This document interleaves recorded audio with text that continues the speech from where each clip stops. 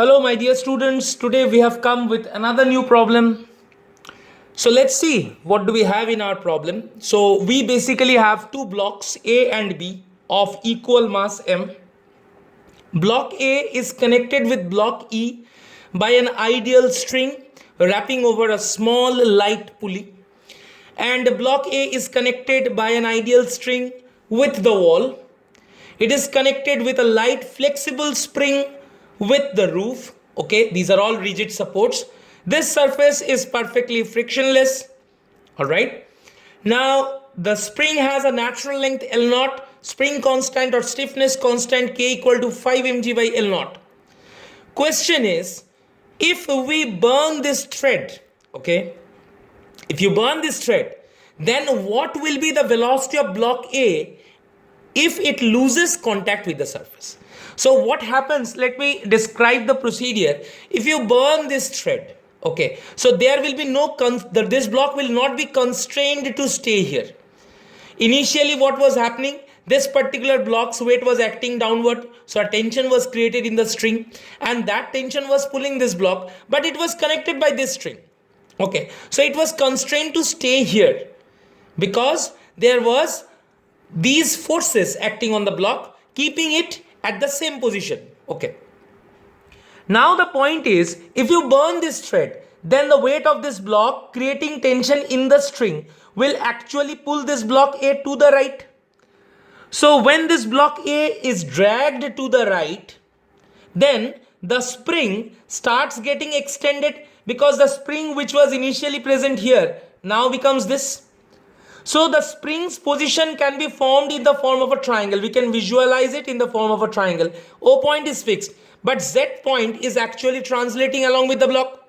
So Z point translated to Z dash for any arbitrary angle. Suppose I am calling that angle theta. Okay. So if L0 is the natural length, then the stretched length of the spring will be L naught sec theta, and the distance by which Z has translated is L0 tan theta. So definitely we can say that the extension in the spring is L0 sec theta minus L0, which is x naught. And what is the displacement of the block at that particular instant? So the displacement of the block by that time is L0 tan theta. So when the block has displaced by L0 tan theta, the spring has got stretched to a new length L0 sec theta. So extension in the spring is L0 sec theta minus L0. Now you see, this particular pulley is a single fixed pulley. So for any single fixed pulley, velocity ratio is 1. So that means whatever velocity this block will have at any instant of time, same velocity this block will have at the same instant of time. Similarly, whatever be the displacement of this block will also have same displacement. Why? Because this string, this particular string is inextensible. So length of this part and this part always remains constant. So if we try to apply energy conservation principle, you please see, when this block has displaced by L naught tan theta, this block has dropped by L naught tan theta. So this block suffers a decrease in gravitational potential energy, which converts into translational kinetic energy of both of these blocks and elastic potential energy of the stretched spring. So we can write this equation, mg into L0 tan theta, this is decrease in gravitational potential energy of this block, equal to 2 into half mv square, gain in kinetic energy of both blocks, plus half into k x naught square. What is x naught? X naught is the extension of the spring. So this is elastic potential energy of the stretched spring. Now what we do, KL naught is 5 mg, right? KL naught is 5 mg. So we substituted here. So KL naught square 1 L0 we kept outside. KL naught is 5 mg. So now we cancelled all the m and we landed up with equation 2. This equation 2 always holds good up to the point that this block slides on this frictionless surface. Now what we can say, in equilibrium, if we check the forces, this is the force of restoration due to the stretched spring. So if it is kx naught, if this angle is theta, because if this angle is theta, this angle will be theta, alternate angles. So here you will get kx naught cos theta, kx naught sin theta. So we resolve the spring force into two parts. The table surface will provide some normal reaction and weight of this block mg is acting on the table, right? So in equilibrium, we can write this. Now, if the block loses contact with the table surface, then what happens? This normal reaction vanishes because there is no more any contact between the block and the table surface, and normal reaction is a contact force.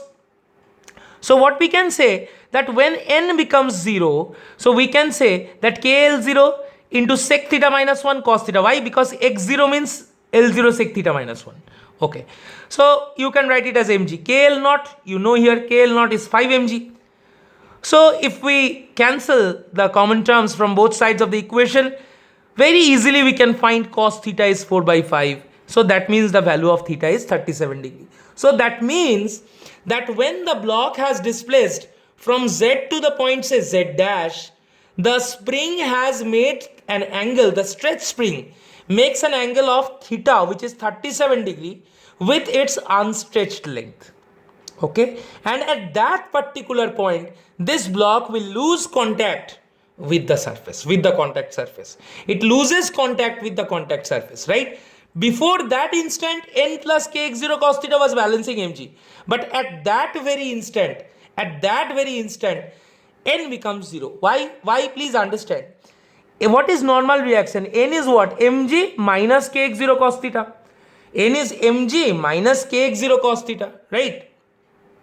So normal reaction was getting decreased by kx0 cos theta term. Okay, so as the spring is getting more and more stretched, this restoring force kx0 is increasing. So after a certain while, kx0 cos theta exactly balances mg, and only then normal reaction vanishes, and definitely the block loses contact with the table surface. Fine. So value of theta is 37 degree. Now this is the condition for the block to lose contact with the table surface.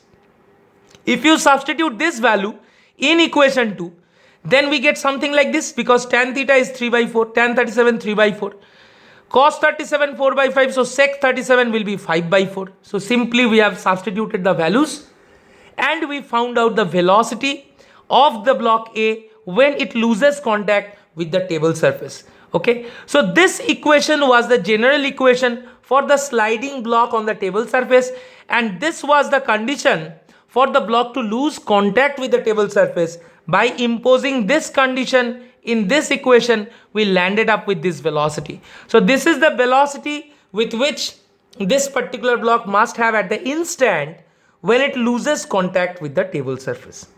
So I hope this problem was useful to you, and it cleared some fundamental concepts of classical mechanics, as it emphasizes on the basic concepts of work per energy, the spring force, and it's a wonderful problem basically. Okay, where we found out something very intriguing. So you found an exact angle theta that the spring makes from its unstretched length at a stretched position when the block disconnects from the table surface. So thank you very much everyone. See you again with another exciting problem. Till then, take care.